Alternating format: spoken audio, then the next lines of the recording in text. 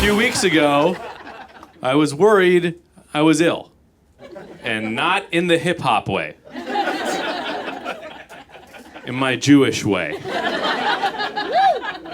So I went to the drugstore, and I bought a thermometer. And I read the instructions on the box. And they said this can be used as either an oral or anal thermometer. And then insert the thermometer until you get a reading. Those should not be the instructions. Right? Should be step 1. Decide. If this is an oral or anal thermometer. Step number 2. Label it. There needs to be a warning on that box. Failure to label could destroy trust in your relationship. Some of us need that. I don't know if you can tell from looking at me, but I have just completed my transition to being a boring adult. It all started a few years ago when I called in my first noise complaint to the police. And I think my cholesterol shot up. Started thinking a lot about insurance. But I know I'm there now. I was walking down the street and I saw a music poster for a festival, and I did not recognize any of the bands on it at all. It's like a random word generator to me. If a young person asks me my taste in music now, I just say bottom 40. I keep on thinking that Dua Lipa's a language app.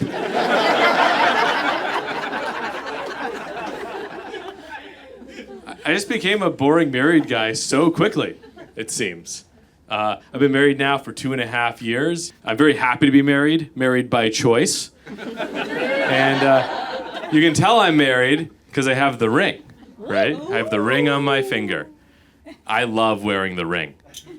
Because now, when I see beautiful women ignoring me, I'm like, it's because of the ring. That's why this thing that used to always happen continues to happen. It's the best explanation. I kind of feel like I'm in Lord of the Rings, but I'm also invisible when I take it off, so extra powerful. Been married for 2.5 years. We've been together for over 7. And the longer I've been with my wife, the more she describes me like I'm going backwards on the evolutionary tree. When we first met, she referred to me as a handsome man. But now, she talks about me like I just came out of a swamp. I overheard her on the phone, and she said, I don't think he knows how to breathe right. And why is he always wet? And then when I was drying myself off, I realized, like, partnering up with a straight man, that's the original buying into cryptocurrency. Because women first meet us, they're very excited, like, oh my God, this guy is gonna be the next big thing. I gotta get in before he takes off. Then a couple years later, you're like, I don't think he's worth anything. I think I got scammed. I for sure got scammed. I meant this to be a quick pump and dump, and I held on for too long. Now I have nothing. We got together with other friends who are couples, and it always turns into a grade 8 dance. Like, all the guys go to one side of the room, all the women to the other, and it always feels like all our wives and girlfriends are just studying us, like, look at all the trash we collected. We're on the other side of the room, just like, pretty good. We tricked them all. This is great. Gotta think of new romantic date ideas to keep the passion alive. Because our monthly budget meetings just aren't as frisky as they used to be. Like, we used to be a spreadsheet to bedsheet type couple, but not anymore. So gotta think of new romantic date ideas. Like this summer I took her for a picnic. Or as I call it, micro-camping. If you've never been camping before and you want to know if you'll like it, go for a picnic and then ask yourself, what if we made this way more inconvenient? Threw in a chance of bears. The best idea I have so far is horseback riding, because that's a pretty majestic date idea, I think. But I have to say, that's a term I have an issue with. I think that horseback riding is quite overly descriptive for that activity. Because why do we have the word back in there? Like, you've all seen a horse before. Everyone picture a horse right now. Where else are you going to ride it? What other option is there? You're grabbing the tail and doing a little land ski? I guarantee you anyone who's ever tried to horse front ride has died. Cause of death, horse. What do you want to do this weekend? Oh, let's go horseback riding. Great, how are we going to get there? It's pretty far away. I guess we'll have to car inside drive.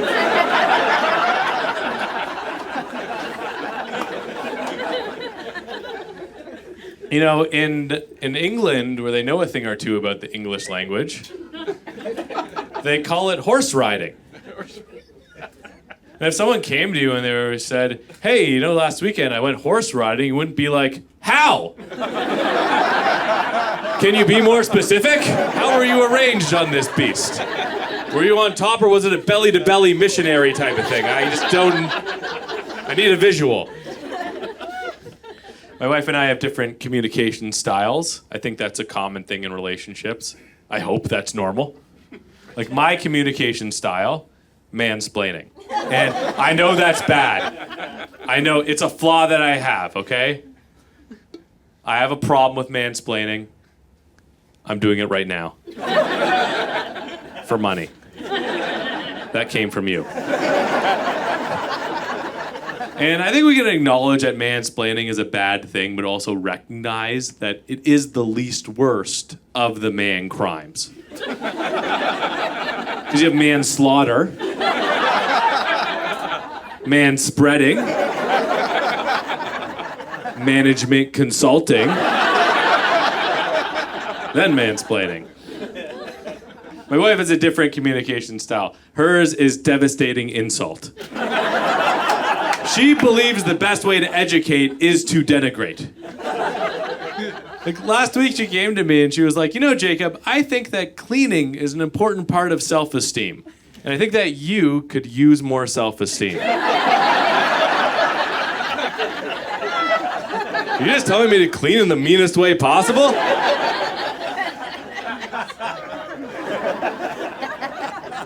One thing I never expected about being this far into a relationship is that I now really appreciate spiders. Because my wife hates spiders. She wants them all executed immediately. And I don't know if you can tell from my physique, very good at killing spiders. Much superior weight class. I'm like undefeated against arachnids. Like, they're so scared of me, they'll only bite me in my sleep. So when a spider shows up, that's a problem I can solve 100% of the time. What a batting average. You gotta believe I'm not putting up those kinds of numbers for more nuanced emotional issues. So now when she brings up anything going wrong in our relationship that involves, like, feelings, I try to turn that into a spider threat. She'll be like, Jacob, we need to talk. I feel like you listen to me, but you don't really hear what I say to you. And then I'm like, there's a giant spider right behind you. Toilet paper onto the wall, into the garbage. Does she ever open that garbage to see if the spider was real? No, of course not. It's gross. But what have I done there? I've demonstrated value. And what do we call that? We call that a good negotiating position. Let's have this conversation. I'm ready to hear you now that we're safe. See, women are very smart. They're smarter than us. But you don't realize spiders don't actually know how to get into our homes. They're brought in by insecure men trying to avoid difficult conversations. We buy them off the street. I have a guy I go to. A spider man, if you will. I'm finally at a point now where I feel like I know a few things about relationships. Still not a lot. You know, but a few things. Like, I know it's very important with your partner to have shared goals and ambitions. For example, my wife and I, we've gotten really into making our own soup. And so now our business fantasy is to one day open our own soup restaurant called The Brothel. And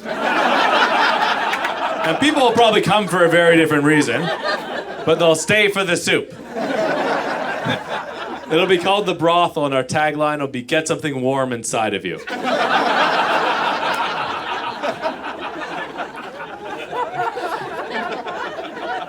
I've also learned how to answer the pop quizzes my wife launches at me out of nowhere, because that's a big part of being with a human woman. There's a lot of surprise skill-testing questions. And I don't know if the men in here know this, but the more questions you're being asked, the worse you are doing. Women don't inquire when they're content. I used to be very bad at answering these questions. A couple years ago, she came to me out of the blue and she said, "Hey, on a scale from 1 to 10, how much do you love me?" And then right away I was like, 10. Like a moron. Because she said, that's not a good answer to that question. She said the minimum good answer, 11. Because you can't let logic limit your love. And I realized answering literally, that's the trap. But now I know this, and my mind is quick and agile. So we were going for a walk in our neighborhood, and across the street was what we both knew was another very attractive lady. And all of a sudden, my wife goes, "Hey, do you see her over there? Do you think that she's hot?" And then I looked, and I said, "That's a woman?"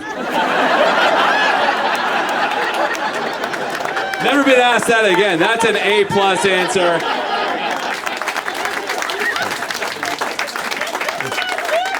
That's an 11 out of 10 answer. That's how it's done. If she asks me my celebrity crush, I just say a Muppet. It's safer. Also true. Gonzo. When you get married, you reflect on your romantic history. And I have learned from social media, this is completely true, I have learned that 3 of the women from my past have now come out as lesbians. And the first time a woman from your past comes out as a lesbian, you're like, fantastic. Of course, everyone should live their truth. The second time a woman from your past comes out as a lesbian, you're like, interesting coincidence.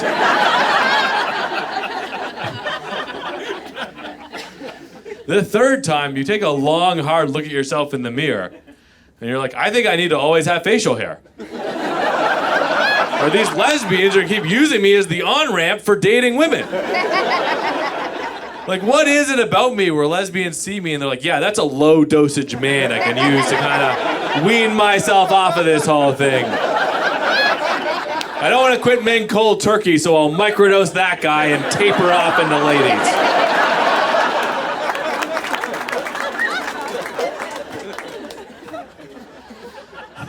So to get married, we had a wedding, obviously. And I had the kind of wedding, I want to brag, I had the kind of wedding every small boy dreams of. The most cost-effective possible. We kept it real small. Originally, we were going to do just our immediate family, but then we thought about it and we're like, we need some friends there as buffer. Because all of our parents are separated. Which is like saying, who should we have at our wedding? How about the Crips and the Bloods? We got the FBI to cater? Oh, it'd be a great time. We send out very simple invitations. I resent the way people send out invitations to weddings now because always you'll have these RSVP options and they're predetermined. And it's like you're voting like in a 2-party system, right? Like one box will say accept with pleasure and the second box will say decline with regret. Those are not enough options. It should be accept with pleasure, decline with regret, decline with pleasure, accept with regret. Yeah. Then ignore with ambiguity.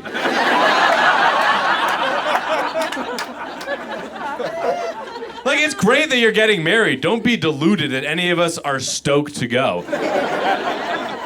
Like, when I get a save the date in the mail, that's not a good day for me.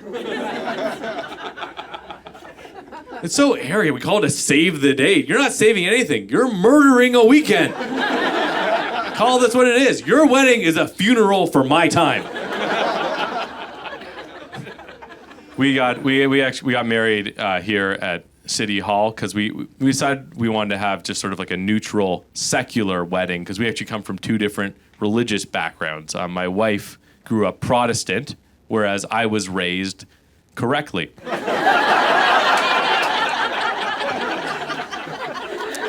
Just different perspectives on, existence. So we got married actually in the city council chamber here in Vancouver because we just felt like the place where the city council meets is such a poignant symbol of great decision making.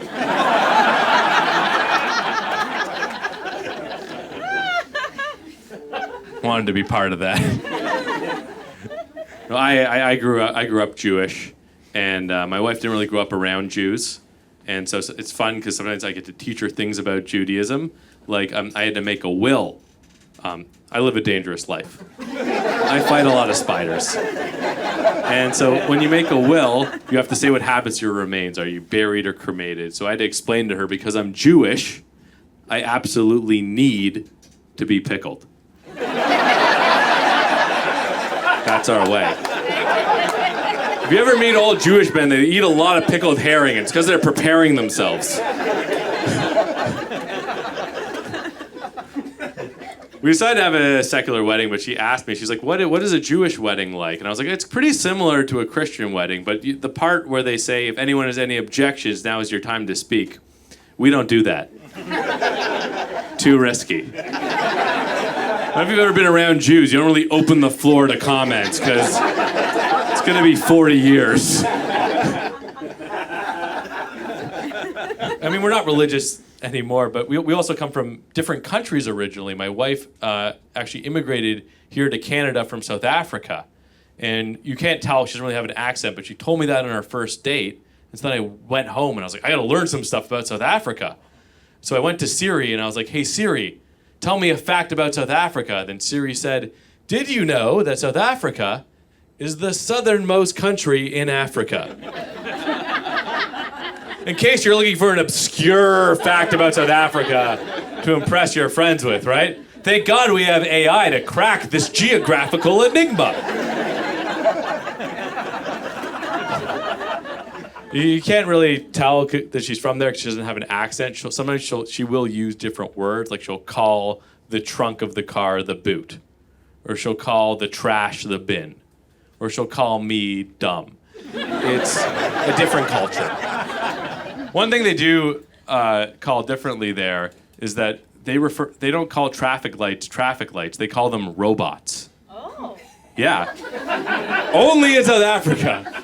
And I didn't know this, and I found out when I was driving my wife and her sister, and all of a sudden they yelled at me, turn left to the next robot. I was like, what just happened? Like, I feel like I missed something. Like, people in South Africa must have a very different idea of what's going on when they read about robots trying to steal our jobs. Like, wow, these traffic lights have moves. Because she's from there, her first language isn't English. It is a language called Afrikaans, which comes from Dutch. Because a couple hundred years ago, the Dutch colonized South Africa, and now we have diamond engagement rings and Elon Musk. That's a quick history lesson. And so her and her whole family, they speak Afrikaans. So I thought for our wedding ceremony, wouldn't it be nice without them knowing if I said something in Afrikaans? And so I studied really hard. I spent a lot of time on Dua Lipa. And then just before the climax of the ceremony, I turned to everyone and I said, Verras, ek het die hele tyd Afrikaans gepraat en alles verstaan, but jy na jou moeder gesê. And what that means is, surprise. I have spoken Afrikaans this whole time, and I've understood everything you've said to your mother.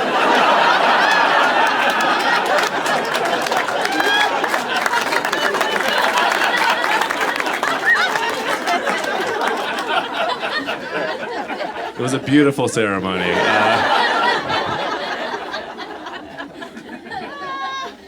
She's introduced me to a lot of new things in life, which I really appreciate. Like, because of her, for the first time ever, I have a dog. Never thought I was going to do that. She convinced me to get the dog. We had a discussion for a while, a bit of a miscommunication. She kept on saying, oh, let's get a dog. It'll bring so much joy into our lives. And what I heard was, let's make every vacation $1,000 more expensive.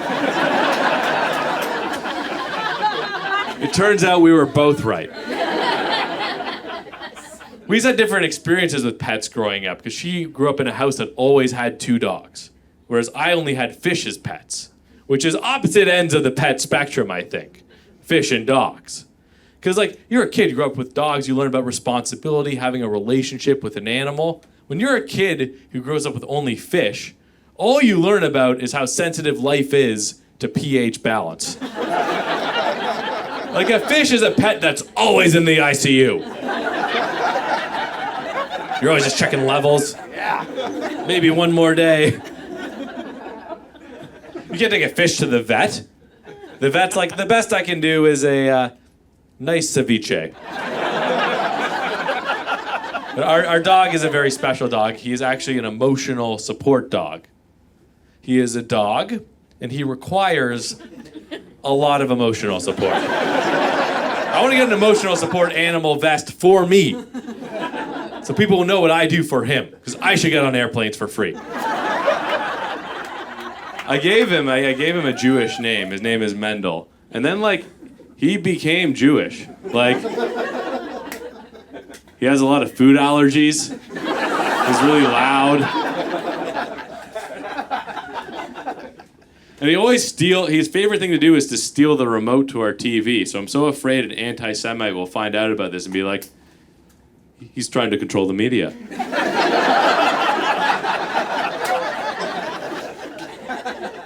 My dog is actually a rescue. Is a lie I tell people when he behaves badly in public. Because those are just words. Those are words you can just say to people. And it just makes shame evaporate. Right? You're like, oh, wow. They start treating you like a good person all of a sudden. But I don't think there's actually that many rescue dogs out there. I think there's a lot of people trying to cover up. They didn't train properly. People used to ask a lot about my dog being a rescue when he was younger. I mean, he's a very good-looking dog. He's a mini Bernedoodle. So he looks like an alive Muppet. So you know why I chose him. And when he was younger, he was even cuter, and people would stop me on the street when I walked him. They'd be like, oh my God, your dog's so cute. Is he a rescue? Then I'd be like, this designer poodle? I don't think you know how the world works. Let me ask you this. Have you ever found a Dyson at the thrift store? Because the only way you rescue a dog this fluffy is foreclosure.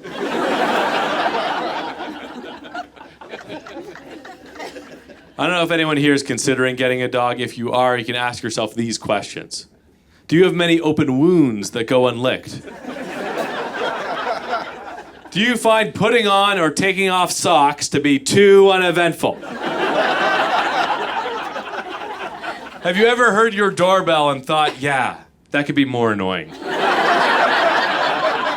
Then I recommend dogs. These slippers are too easy to find. Some dogs can be really difficult, though. You don't know what you're going to get. Like, I have a friend whose dog is so difficult, he tells me his age backwards. I'll ask him, like, how old's your dog now? And then he's like, I think I have 7 years left.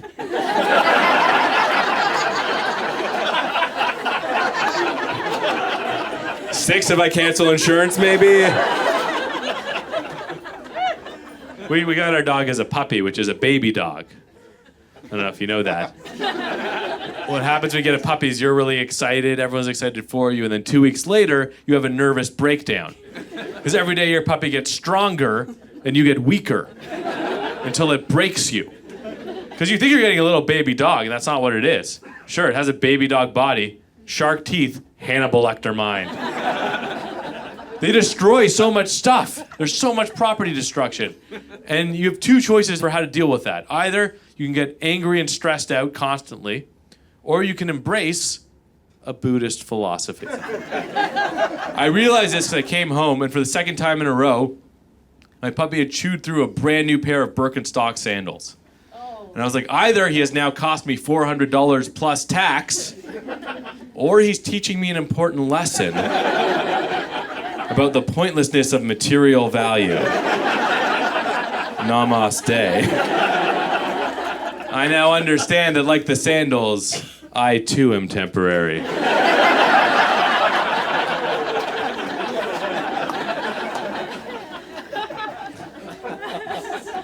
I love my dog a lot. He's like my best friend. He's like the kind of best friend with whom you have a bit of a complicated relationship. Because I feel like he owes me a lot of money. And he's always trying to make out with my wife in front of me. Like with the two of them, I just constantly feel like I'm the odd one out in a threesome. Like they'll be all over each other on the couch and I'm just there with a hand in. Like, me too, right? I am also part of this. I've never been party to a three-way before, but I think that's what happens. Like two people go at it hard, then one kind of gives energy. It's like, whoa, really hot, you guys. Does anyone need a snack? Because I have a free hand. Just putting it out there, free hand when you want it.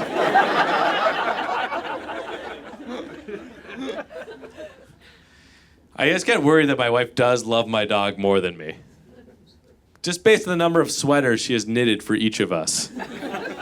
4 for him, 0 for me. It's not looking good. She also kind of said that I do rank third in our family of 3. Not those words, in a different way. Because I was going to take my dog on a hike in the woods. Because we have beautiful woods here in Vancouver. We can hike with your dog. And the only small risk is that there might be a giant killer animal. So my wife is concerned for our 30-pound anxious dog.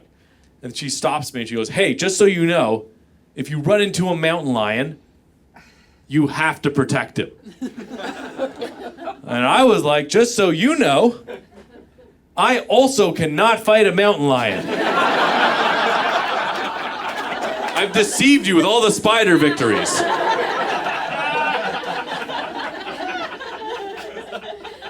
She's like, protect him at all costs. I'm the cost! Just think about this financially. This is half the mortgage. You can't go to the bank with the sticks he brings back. I get all these videos now on my social media algorithm about dogs, and recently I got this one where they kept on saying, like, when you take your dog for a walk, you gotta let them smell everything for as long as they want, because this is their social media. And I don't think that's the correct comparison. Like, my dog doesn't walk around the neighborhood, smell a bunch of stuff, then come home really depressed and anxious. I never take him for a nice sniff walk, and then he feels like all his friends are more successful than him. Never brought him home. He's like, we should overthrow the government. I think, let's get a truck, and let's drive to Ottawa. I've learned a lot about myself from having a dog. I've learned that I'm definitely a cat person. For sure. And I'm very allergic to cats. But I didn't realize how much less work they are. They're so much less work. Like, having a dog is like having a toddler with a hammer. They love you, but they can do damage very quickly. Having a cat is like having a dad who travels a lot for work. Like, they're often not around. When they come back, they bring you weird gifts you don't want. And for all you know, they might have another family. So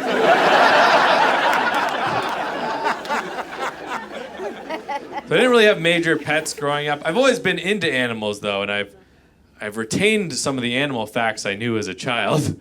I don't know if this is an official animal fact, but I would wager, of all the land animals, the hardest to drown is the giraffe. Like, giraffes must feel no need to learn how to swim at all. They're like, how deep is it? I think I'll walk. I'm a horse with mixed with a periscope on stilts. I'm not afraid of these oceans you speak of. Like, we don't talk about this enough as a society, the undrownability of giraffes. It's Sometimes if you see a really strong, muscly guy, people will say like, oh my God, that guy's so strong, he could probably wrestle a lion with his bare hands. Then I'm like, but could he drown a giraffe? I don't think so. You need machinery for that. Project management. I like how some animals have just fully become city animals now. Like, don't think of them in any other way. My friend is from Europe, not to brag. And he said that in zoos in Europe, they'll have our raccoon in their zoos. And I was like, what are those habitats like? I hope it's the side of a house with a bunch of garbage bins, right? You can't keep raccoons away from recycling. That's animal cruelty. They need it for their biology. If you're driving on the highway in the wilderness, you saw a raccoon at the side of the road, you'd pull over and be like, are you okay?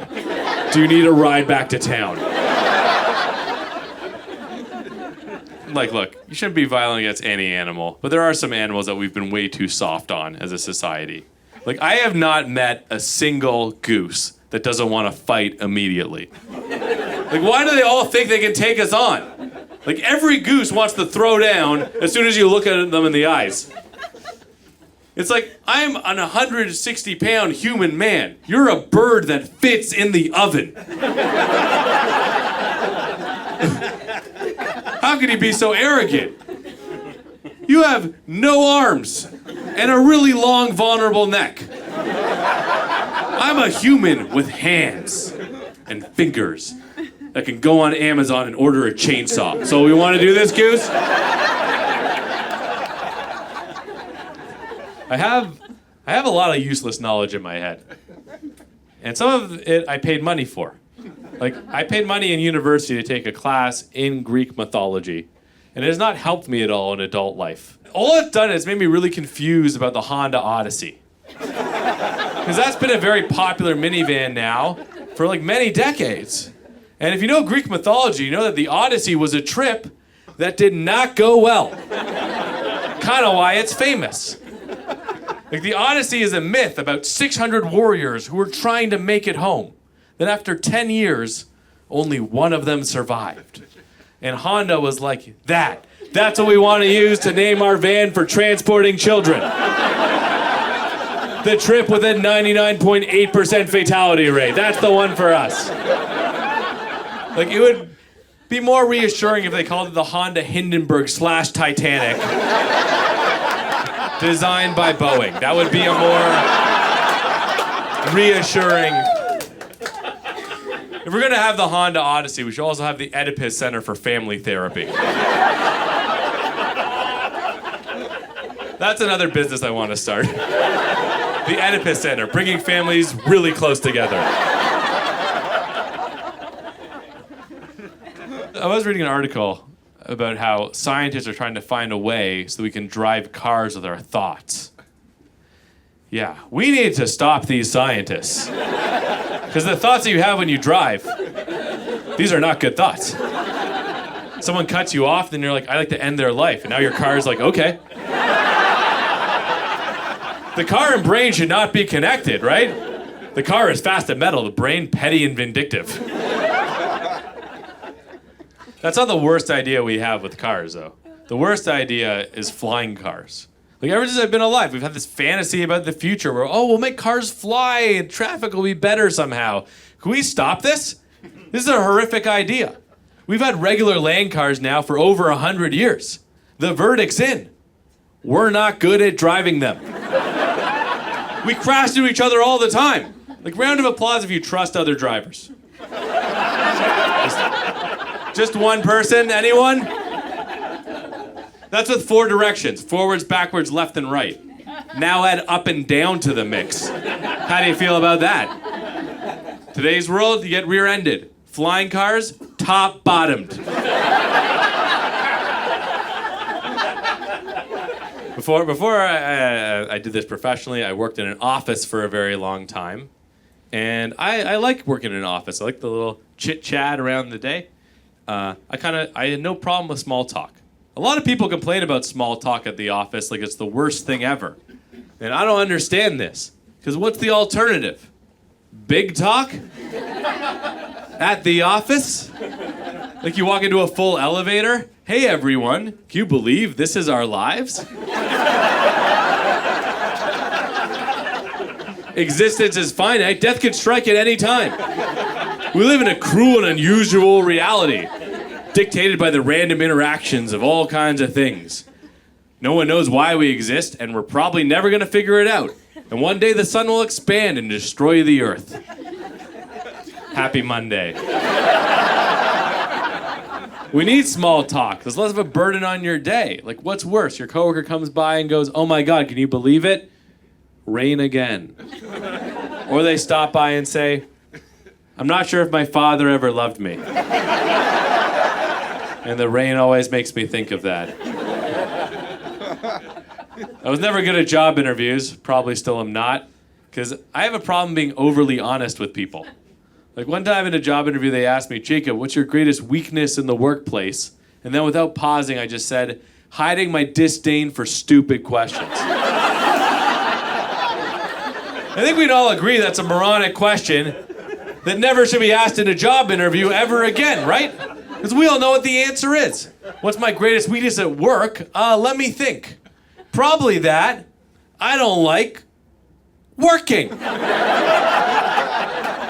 Like all these things you want me to do, I will only ever do them for money.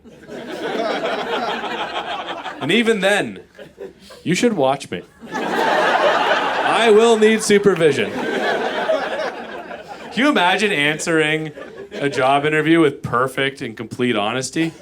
Where do you see yourself in 5 years? Resenting you, probably. What's your career goal? Retirement. I am trying to end this. I only do this so that one day I never have to do this ever again.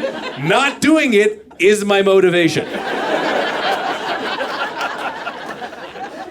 This is a heist to me in very slow motion. I get in, I get the money every 2 weeks. When I have enough of it, I'm out of here. You'll never see me again.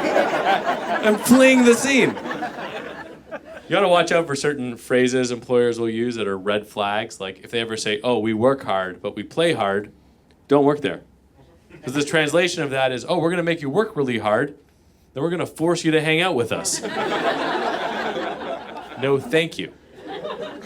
To me, the worst crime against the English language is when an employer will use the word passion in a job description. Like, we're really looking for someone who has passion in customer service. Because it's like, passion and work, these do not overlap.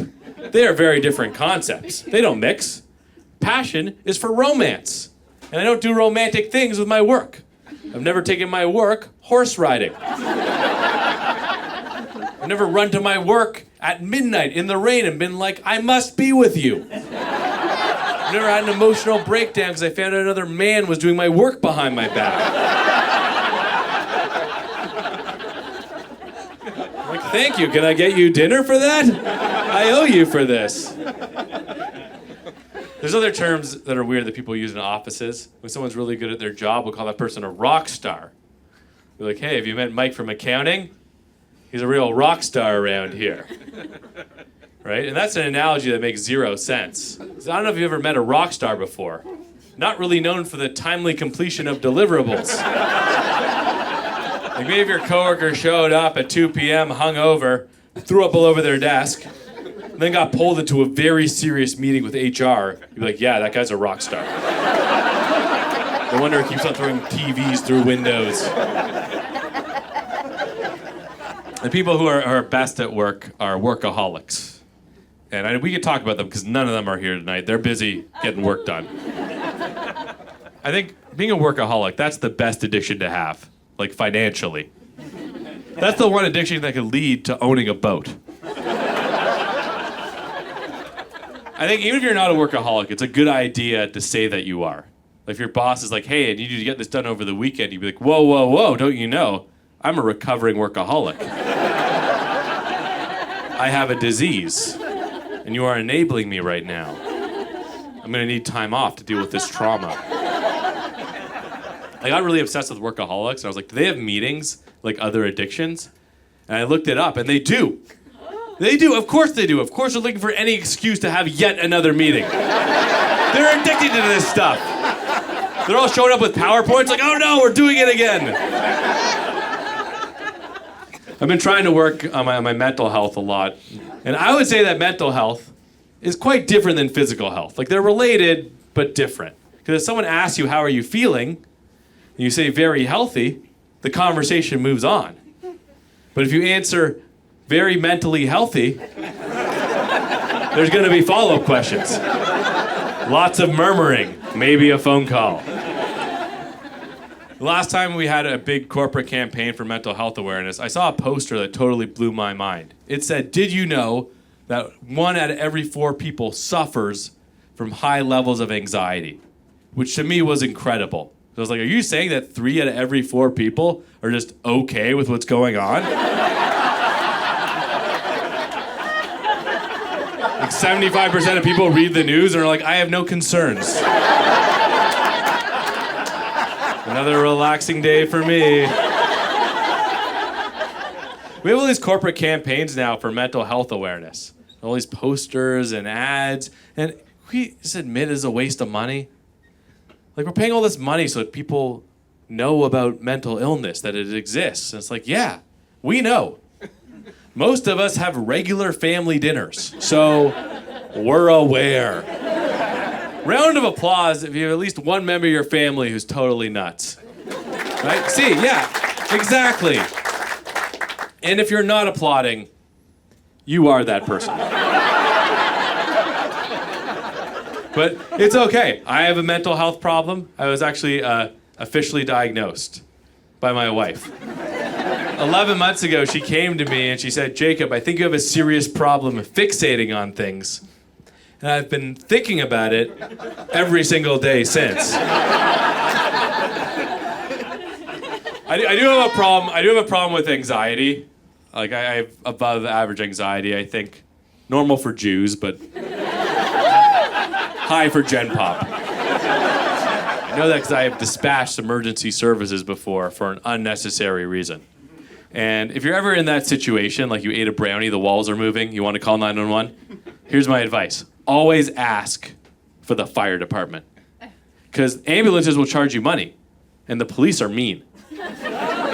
But firefighters are often available, very down to hang out. I don't know if you've been around the city lately, but most things aren't always on fire. So they got gaps in their schedule. What happened is I was in my old apartment, and the smoke alarm gas detector started going off like crazy. So I called the fire department, and I was like, the alarm keeps going off. And the dispatcher was like, okay, one of 2 things is happening. Either you have a false alarm, or this is a lethal gas leak. So this next question is very important. Does your home have any gas appliances? I looked around, I checked everything, I thought about it, and I was like, no, it's all electric. And then she was like, great. Do you want us to come over anyway? And I was like, does it cost me money? And she was like, no, it's totally free and we're already on our way. So I went up to go greet them. I went to the street. I was looking up and down, and I figured they'd show up in a pickup truck or a van. They'd be like, we'll get some ingredients for the chili, and then we'll go help this very neurotic man. And I see up the street a full ladder truck coming down, like with guys fully dressed, hanging off the side. That's how amazing the fire department is. They'll load up a 40-ton truck for what they know is a 9-volt battery change. And they changed that battery with a smile. They didn't even charge me for it. They gave me a free calendar. It was amazing. They put on a show. They walked in with their gas meters on, checked the entire home. Every nook and cranny. 0.0 on the meter the entire time. One of them held his gas detector next to my obviously electric oven and goes, all clear.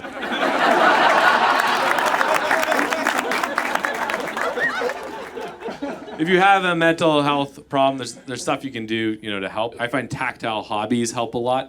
It means doing things with your hands. Like, I've gotten really into adult Lego. Lego for adults. I'm not like building little strip clubs, red light districts. My wife's like, what are you working on? I'm like, oh, just a very special part of Amsterdam. She's like, the Anne Frank house? I'm like, not exactly. She actually taught me how to knit, which is great. Like, knitting makes you feel so good, it relieves stress. I used to think that only old people knit. But now I realize that people who knit grow old. Because it's so relaxing. Like, knitting is by far the healthiest addiction you can have with needles, right? For sure.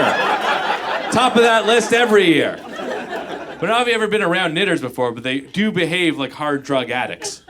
Right? They're always fiddling underneath the table, not making eye contact. They carry around a little bag you can never touch.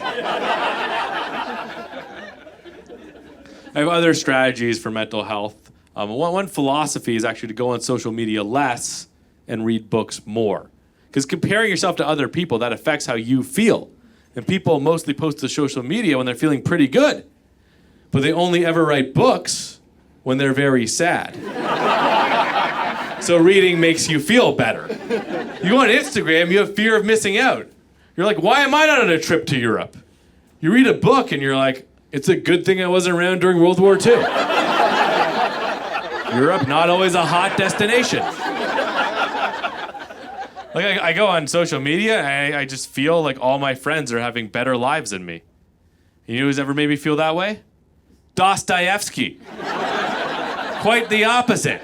Like, I don't know if you ever read Russian literature before, but if you're depressed at all, I highly recommend it. It kicks antidepressants up a notch.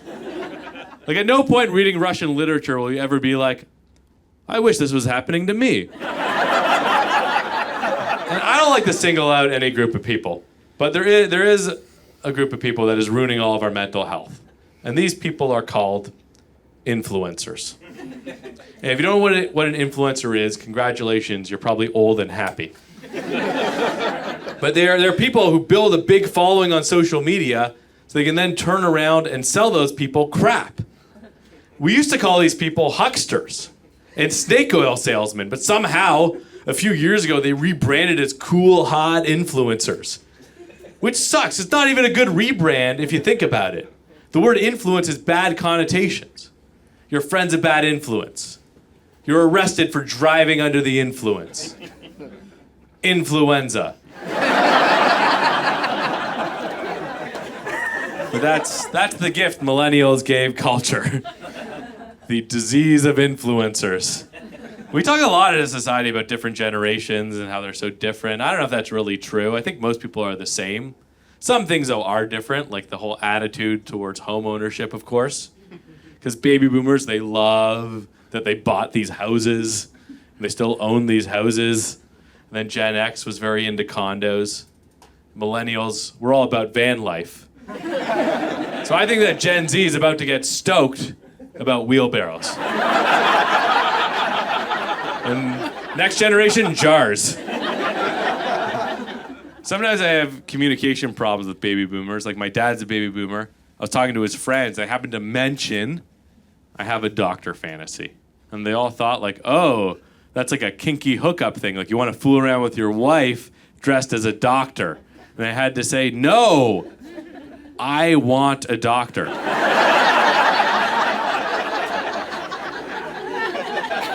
My fantasy is getting a first opinion.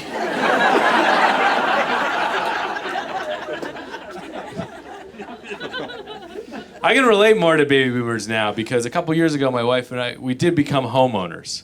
And initially, we didn't say anything to anyone about that, really, because homes are very expensive here. So it's a little bit gauche to come out to your friends as the lord of the land. And you're like, kneel before me, you know? Look at our deed. But recently, I've started talking about it. You know, I've decided to be brave about this. Because frankly, the reason why I was able to afford a home is because I worked very, very hard for a very long time on my relationship with my parents. That's just how it's done, right? If you're privileged. People ask me for financial advice, and I'm like, call them once a week. Ask them how they are. It's pretty easy. And when you buy a home, you meet new kinds of people. Two in particular. The first are real estate agents. Because everything else in your life you can purchase without a chaperone. But for some reason, for a home, you need a well-dressed extrovert there with you at all times. to tell you that this is a bedroom and this is a bathroom and this is a closet that could be an office. Because how could you tell? What? The front door is here? Real estate agents are pretty amazing people.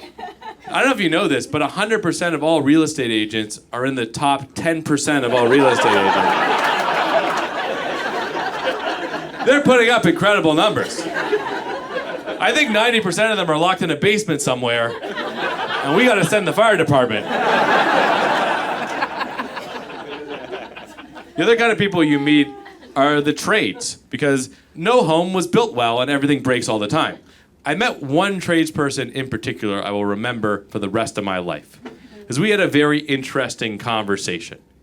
Because we were having small talk, and then all of a sudden he asked me, "Hey, do you have a religion?" Which is quite a small talk to big talk transition, right? Like that's a real abrupt shift. And I had to say to him, I hesitated a bit, and I was like, look, I'm a bit sensitive to that question because I'm actually part of a minority religious group that some people really don't like. And so I told him I didn't want to say what it was, but I was like, I'll give you a hint. I am part of the religion that many consider to be the most Jewish.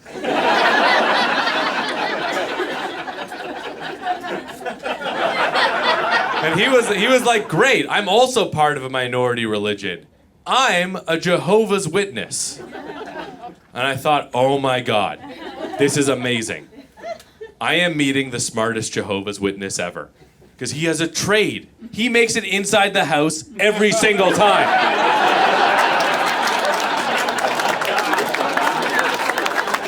He's going back to his friends, be like, forget the knocking and pamphlets, learn how to fix stuff. You'll have hours in there. You can say you need a part and come back the next day. Guys, thank you so much for coming out.